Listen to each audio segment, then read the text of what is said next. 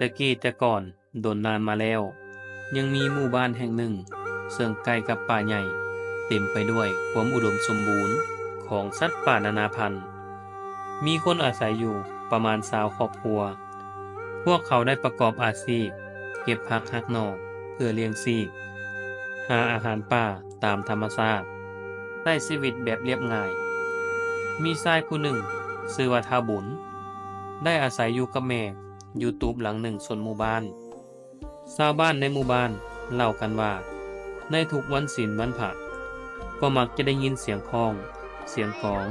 เสียงคับสีตีเป่าดังกังวานออกมาจากภูเขาป่าไม้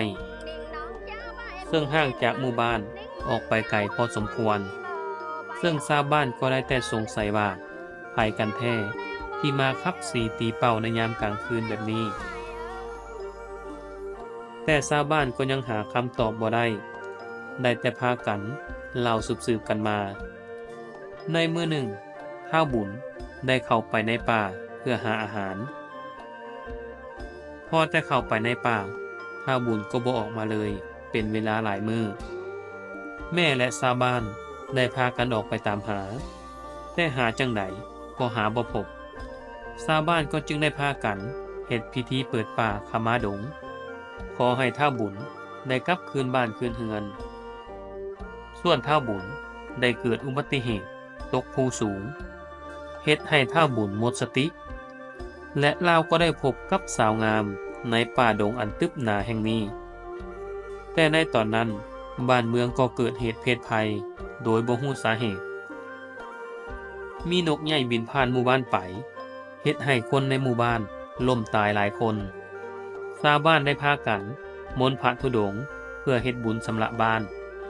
และชาวบ้านก็ได้เล่าถึงการหลงป่าของท้าวบุญให้พระธุดงค์ฟังพระธุดงค์จึงบอกว่าพวกเจ้าบ่ต้องเป็นห่วงดอกเพราะอีกบ่ดนท้าวบุญลูกหลานของเจ้าก็จะกลับมาเองเฮ็ดให้คนในหมู่บ้านก็รู้สึกสบายใจขึ้นหลายมื้อผ่านไปท้าวบุญได้ย่างออกมาจากในป่าใหญ่อาการคือกับคนอ่อนแรงหมดสติพอแต่ทุกคนได้เห็นก็ฟ้าวแล่นไปเอาท้าวบุญมาเฮือนท้าวบุญได้เล่าเหตุการณ์ต่างๆสู่ชาวบ้านฟังว่าตนเองคือกับว่าตกผวังค์ในความฝันแต่ความฝันนั้นคือกับว่าจะมีอยู่จริงแยกบ่ออกเราได้ไปพบกับสาวงามในป่าสาวงามคนนั้นได้ช่วยเราไว้พอแต่พระธุดงค์ได้ฮู้แนวนั้นเพิ่นก็บอกชาวบ้านเลยว่าท้าวบุญได้ลงเข้าไปในเมืองลับแลการที่ไผ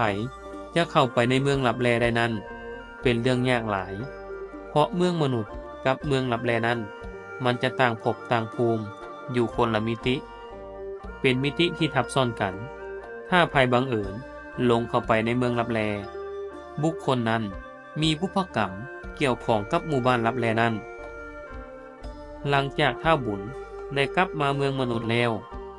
แต่ใบหน้าหญิงสาวเมืองลับแลคนนั้นยังค้างคาเข้ามาในใจของลาวตลอดเวลาท้าวบุญบ่เป็นอันกินอันนอนและมีความคิดฮอดคิดถึงหญิงสาวคนนั้นหลายจนคิดอยากเข้าไปในเมืองลับแลนั้นอีกเพราะยังห่วงอย่างบางอย่างในหมู่บ้านลับแลแห่งนั้นแต่ท้าวบุญก็บ่สามารถเข้าไปได้พระธุดงค์เพิ่นก็ได้พักภาวนาอยู่แคมป์ป่าใกล้หมู่บ้านเป็นเวลา7 มื้อซึ่งท้าวบุญก็ได้นำอาหารไปถวายพระธุดงค์อยู่ทุกมื้อจนขอติดตามไปกับพระธุดงค์เมื่อเพื่อนเดินทางไปบ่อนอื่นๆเพราะท้าวบุญก็หวังว่าอยากเรียนวิชาอาคมฝึกจิตเพื่อจะมีฤทธิ์เข้าไปในเมืองลับแลอีกซึ่งพระธุดงค์ก็เตือนว่าการฝึกจิตภาวนานั้นประสงค์ก็คือการหลุดพ้นโยมบ่จำ